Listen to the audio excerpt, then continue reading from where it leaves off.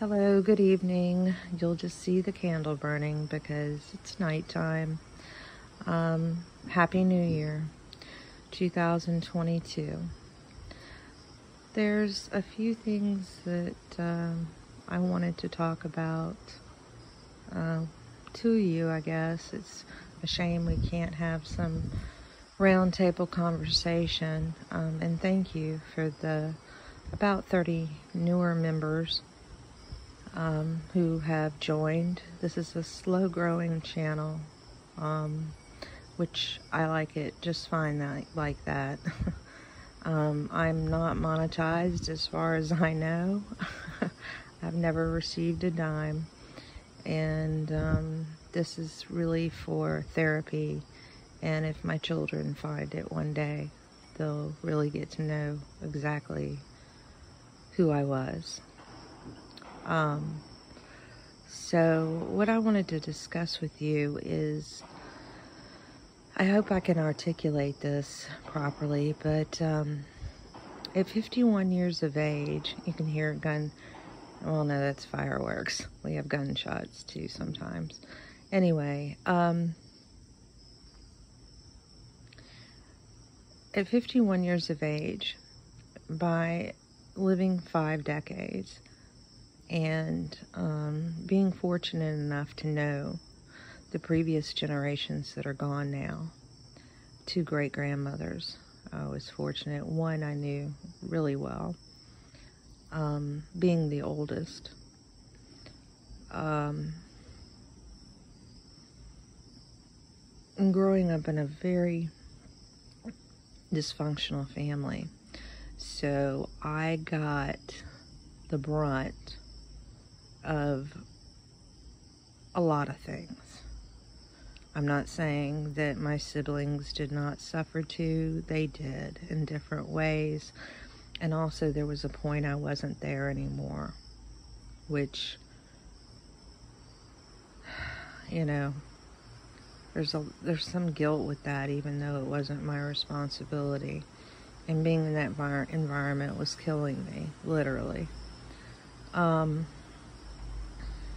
I didn't realize how much it drained me as a person until I was really out of it, or partially out of it, I should say. I don't think I was fully out of it until probably 5 years ago and found some peace with it. But what I want to talk about is, because of my mother's personality and her use of drugs, there were things that were told to me about grandparents, her parents, my other grandparents, her former in-laws, my stepfather, my father, you know, anybody that was important to me, that I looked up to. Very, very, very real things were told to me about it, people in my family. Mistakes that they had made, big ones, some of them. And so at a very young age, unfortunately, I knew that, you know, these people were not perfect, and there was no safety in my childhood. There was no adult that, you know, I could completely and totally admire. She would take that from me, which was done to justify her behavior. Oh, you think so poorly of me. You think, you know, he or she is so great. Well, let me tell you something about them. Okay? Now, I thought that when there were other parts of me that were still very innocent. I thought that when I left my house after I grew up, that I would find people like me. And instead, I discovered there were more people like them, my family. I naively went out in the world and trusted people that they would be more like me with morals and values. I'm not saying I was good, but I had some issues, I promise you, that I dealt with in time. Because, you know, you're the common denominator, and it's your poor choices that are causing, you know, you to choose some of these people, or not be patient, or be too trusting, or whatever it may be. Too easy to please somebody. I hate the word codependency, but they've used that. It's more of a, why can't we just all live in harmony type attitude? And that's not the attitude of most people. They are conniving, manipulative, lying, cheating, and they will, again, even after being caught, lie, cheat some more, manipulate some more, and call you crazy. It's seems to be an epidemic. And now the things that I've known are coming to life for all of us. And it's quite sad. You know, people, I guess, you know, I tell people, you know, don't feel alone. Well, for the first time, I know I'm really not alone, because I've been very quiet a long time, knowing that a lot of these people don't function on the same wavelength.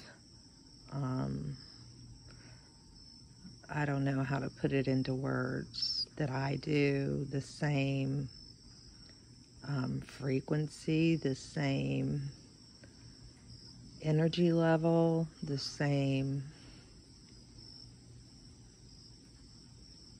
just wanting peace. Just, some people just live in the constant cycle, and I was caught in it too. I will tell you, I don't know if I knew how to live without it. The drama, the constant. If there's not something to be worried about, or there's not something to be talking about, or there's not something to be, you know, taking action on, or whatever, well then, you know, by golly, I'm going to create it. And, I mean, there has to be something wrong. There's always been something wrong in my life. And it's a bad, bad cycle to be in. Bad cycle to be in. And for those of you who have that same problem because of a similar background, you need to catch yourself. And I'm not going to tell you I did it by myself, because I didn't. I purely believe in divine intervention. Ask for help from your Creator. Ask for help. And it's not going to just magically happen overnight, unless you're really fortunate, because I do believe in those kind of things can happen. But it's a process that you work through, and you'll be better for it. Basically, it's owning your shit. Own your stuff. Change. You're not a victim. You're not a victim.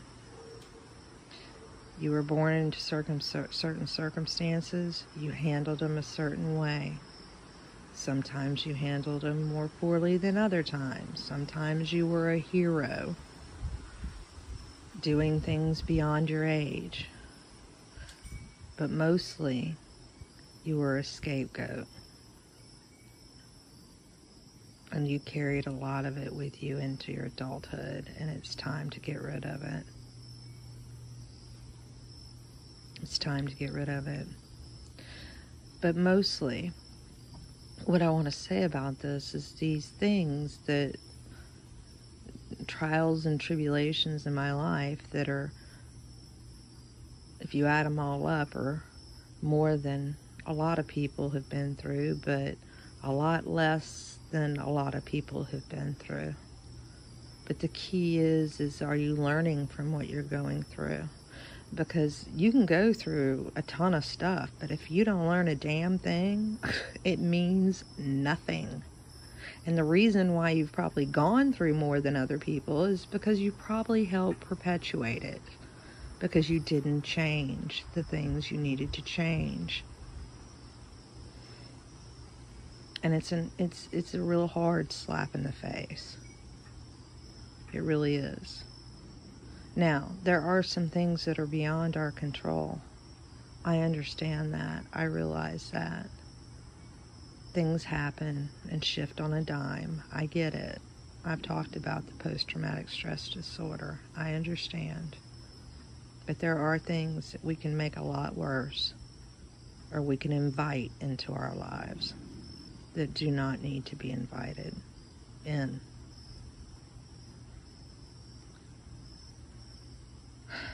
But all these things have prepared me for realizing that